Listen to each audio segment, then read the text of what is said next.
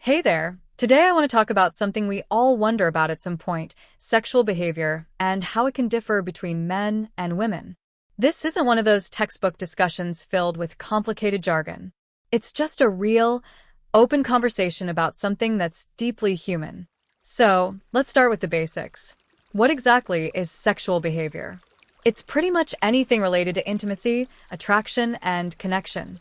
It goes beyond the purely physical side of things. It's emotional, social, even cultural.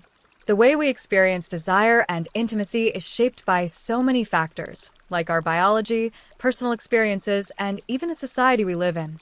Now, here's where things get interesting, the differences. You might have noticed that, in general, men and women approach sexual behavior a bit differently. I say in general because, of course, everyone is unique. And there's no one-size-fits-all rule here. But there are some patterns worth mentioning. For example, when it comes to desire, men often experience it more spontaneously. That's largely because of testosterone, which plays a big role in driving sexual interest.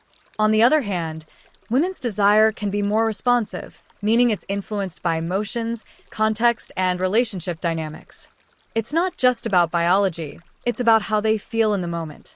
And speaking of emotions, let's talk about intimacy. Generally, women tend to place more emphasis on emotional connection when it comes to sexual relationships.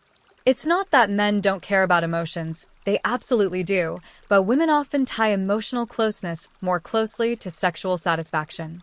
For men, the desire might sometimes lead the way, while for women, emotional connection can be the spark that fuels desire.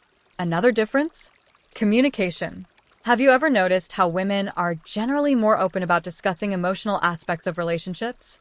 That often extends to talking about intimacy and sex. Men, on the other hand, might be more straightforward about desire but less likely to dive into the emotional layers of it. Now, culture plays a massive role here too.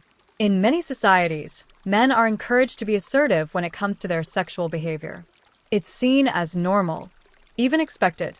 Meanwhile, women often face more social constraints and judgments. These cultural messages shape how people express their sexuality and even how they feel about it. And what about risk-taking?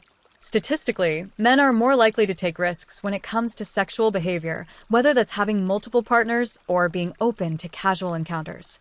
Women, on the other hand, tend to be more selective, and that makes sense from an evolutionary perspective.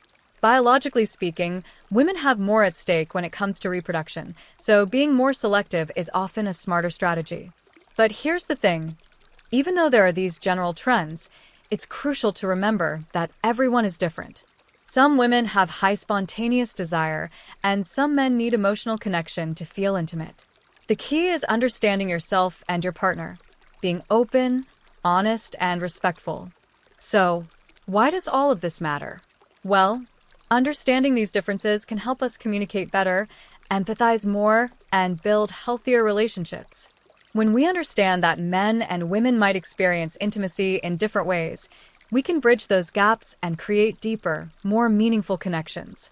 At the end of the day, sexual behavior isn't just about biology or psychology, it's about being human.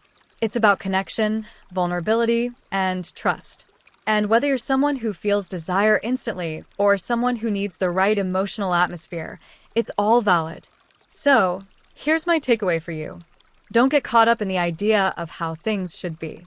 Instead, focus on understanding yourself and your partner. Talk openly, listen without judgment, and remember that intimacy is as much about the heart as it is about the body. Thanks for hanging out with me today.